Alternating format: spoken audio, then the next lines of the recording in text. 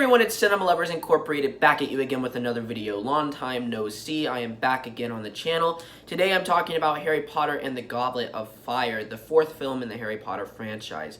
Now, I am a massive fan. I say massive a lot, but I am a massive fan of the first three Harry Potter movies. The original two directed by Chris Columbus, and then the third one directed by Alfonso Cuarón. Great, masterful films. Some people say that the first two films are too lighthearted. Go ahead and watch that movie again, and I mean, look at all the action in it. The Voldemort turns to freaking dust in the film. It's intense. That part, his reveal. It's not a kid's movie, and I'm tired of people always bashing these two films because they're masterful works of art. They draw you into this magical world, but there's also a darkness behind it, and there's a horror. It's not this little kids film where people, you know, are just like running around performing magical spells and all this stuff. It's not like that. It's a dark movie that takes its time. The first three films, they take their time and they really build this world. You feel like there's so much suspense because you and the characters are learning about Hogwarts. There's something new that they're finding out, and the stakes are high because Voldemort against a bunch of children, I mean, you know how it's going to go. Voldemort could win. And that's really what made the first three films really suspenseful and fun. And they were fun and comedic, but they also had the dark elements. And I felt like it was blended excellently. And the third movie, Prisoner of Azkaban, if it wasn't for the books, this is where they should have stopped. Prisoner of Azkaban feels like a finale. It feels like a finale of a three-part trilogy. Harry finally discovers more about his family. He discovers the true person who basically gave up his family, and it's about forgiveness. The film, it's about learning to let things go, the past go, and just move forward. And I feel like that is really a strong message. You know, you just have to forgive. Sirius Black, you have to just get all of this out of your head and just move forward and honor your parents. And I think that's really why I love part 3. At the end where he's flying with the broomstick, it's kind of like an ending, a happy ending, you know. It shows that Harry and Sirius will be together again. And it feels like, you know, Peter Pettigrew runs off, but it leaves a kind of like an ending, a closure. Like, you know, he's going to get captured most likely. And the film just felt like the end of a chapter, Prisoner of Azkaban. It was the darkest one of the original three. And it had everything from part 1 and 2 just crashing down into one ultimate film. Prisoner of Azkaban is my favorite Harry Potter movie. And I just feel like the first three films, they're my favorite Harry Potter films, and they're my father's favorite Harry Potter films. My dad, unfortunately, passed away in 2017. But he loved Harry Potter 1, 2, and 3. After part 3, Chris Columbus departed. He was producer for Prisoner of Azkaban, but after this, he just completely left the film franchise, along with John Williams. Now, I know film scores are not all about, it's not what defines a film, but John Williams brought this score to Harry Potter that just really brought so much just character to the films. And without John Williams, I feel like the movie isn't as special. And I'm getting into Goblet of Fire now, don't you worry. Goblet of Fire is the fourth movie, and in a way, it feels kind of like a side trip. It doesn't really feel that necessary, and it doesn't feel like a triumph compared to the first three films. It just feels like this little side trip, this extra film that was tacked on for money. The music, the score feels cheap compared to John Williams. Now, I don't have anything really bad against the film score. It's actually pretty good, but it just, compared to John Williams, it's cheap, and there's something off about it. It just doesn't feel like it's in the same universe. The director, Mike Newell, is the first British director, and you can tell this movie is so British, and it's romanticized. I've seen some of his work, his directing work, his films that he's made, and a lot of them are romantic comedies or romance films or something in that genre. You can tell in Goblet of Fire, everything is romanticized, and it's kind of, I don't want to say the word, but it's kind of sexy looking. Everything from their clothing to their, just the way they are. And Mike Newell really wanted to capture that teen drama that Ron, Hermione, and Harry was going through in this film. The problem is, I think he focuses too much on this, and he tries to bring the charm from the first two films, the love, and then the horror all together, and I just feel like it doesn't work, and I feel like it's a rushed, choppy, poorly directed film. And you know, it's good that he goes back to the charm of the first two films. This film feels lighter. I'm talking about like in between, in the Hogwarts scenes. It feels like part 1 and 2. I don't have anything against that. The problem is, the humor just feels poorly directed and poorly paced. There are some moments that are so cringy, and if this was Harry Potter 1 and 2, they probably would have ended up cut as deleted scenes. But no, they're in the film, and I just feel like, oh my god, why wouldn't they cut this out? Hermione in one part looks at the screen, it's not going to work. Stuff like that. And the opening scene of Goblet of Fire is some of the most rushed stuff in Harry Potter I've ever seen. I mean, they like throw you into the Triwizard Tournament, and then before you know it, you're just out of there. Like, what was the point of all that?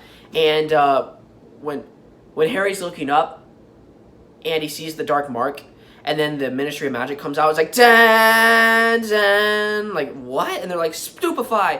And the directing is really weird and awkward. Even as a kid, I was like, oh my god, this is just weird. It gets even worse when Moody goes into Hogwarts. All of a sudden, the ceiling starts making this, like, thunderous noise, and all the kids start screaming. Now, I get it. They probably explain it in the book. Obviously, the ceiling is reacting to Moody because Moody is not who he seems. He's actually Barty Crouch Jr., but the problem is it doesn't really explain this to the audience, and a casual audience going into this film will have no idea what is going on. All of a sudden, kids start screaming, and the ceiling starts making this thunderous noise, and Moody shoots something up into the sky, and it just feels really poorly executed and just choppy and rushed. The whole film feels like this. Then we have really bad humor in the film where Ron is asked to dance with McGonagall, put your hand on my waist kind of stuff. And then we get into the romantic stuff. Okay, so, oh my god, it is cringeworthy. So I feel like Mike Newell was not a good choice for this film. Now, you can tell this is really British. You have the Triwizard, the Yule Ball. And let's say, okay, let me just say this at first. The Yule Ball at the start looks gorgeous and fantastic. This Christmas setting, the music, all of the children getting ready for this Yule Ball. I had nothing against it. They go down and they start dancing. And McGonagall says this is a tradition. This is a tradition that happens at Hogwarts every year. It sounds like this really old ball that they perform every Triwizard Tournament. McGonagall and Dumbledore dance, everyone dances, and I'm like, wow, this is pretty cool. This is old-fashioned, and I like it. And then boom, all of a sudden, this British rock band comes out of nowhere and starts singing some horrendous dialogue, move your body like a hairy troll, something like that. It was like, what? And all of a sudden, the kids start screaming, and like, it becomes this teen movie out of nowhere. There's no build-up to it or anything. And that's my problem. I feel like he wants a teen life in the film, but it just doesn't feel like he goes all the way with it. It just feels like it's put in there like, oh, look, Harry's a teenager, Ron's a teenager, Hermione's a teenager. But really, who cares? You have to worry about the film first, then their teenage life second. I feel like that's the problem here. And it just doesn't work. Then they have all this music, and Hermione tells Ron, we're going to get drinks with Victor Crumb. And I'm like, she's like 14 years old. And it just sounds like, wow, this just came out of nowhere. And then all of a sudden, Ron and Hermione start arguing, okay? And this never comes up again. She's like, Ron, you spoil everything. And I kid you not, this never comes up again in the franchise. What was the point of this? Her screaming at Ron.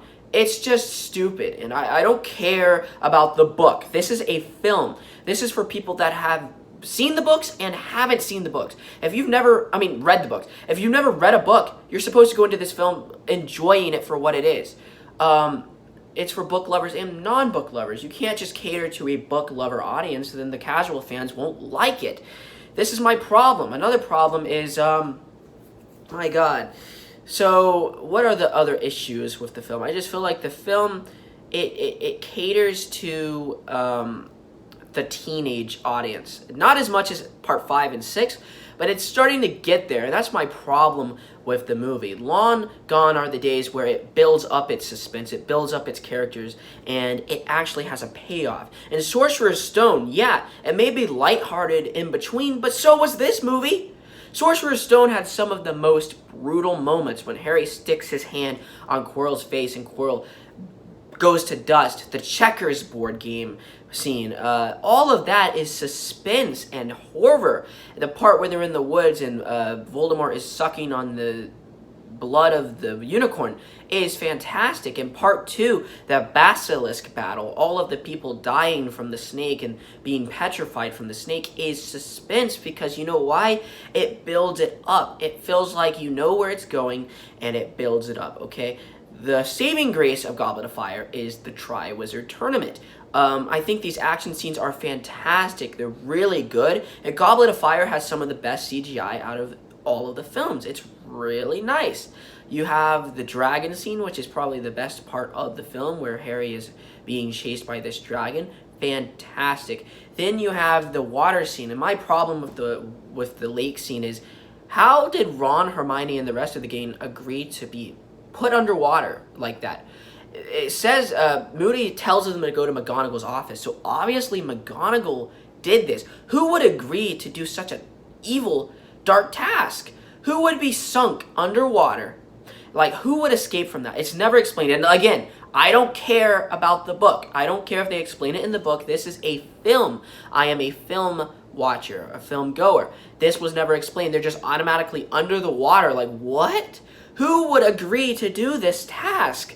It is insane. Now, it would be different if maybe Harry was looking for another clue, just like in the first task. But no, he actually has to rescue Ron and Hermione. This just feels weird, awkward, and they never explained it again. There's tons of things in this movie that they never explain again. And there's so much stuff that, you know, I might forget about because there's just a lot of it.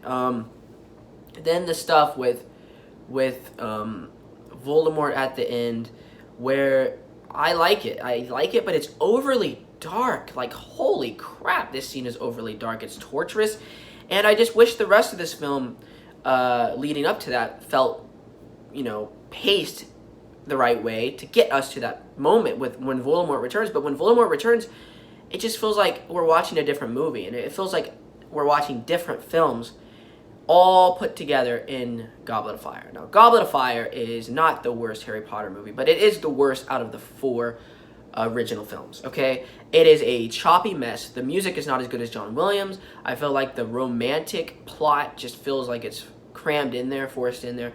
Harry, Ron, and Hermione, I just feel like it's not consistent with the tone of Prisoner of Azkaban. Harry in Prisoner of Azkaban is tough. In this film, he's back to this goofy story.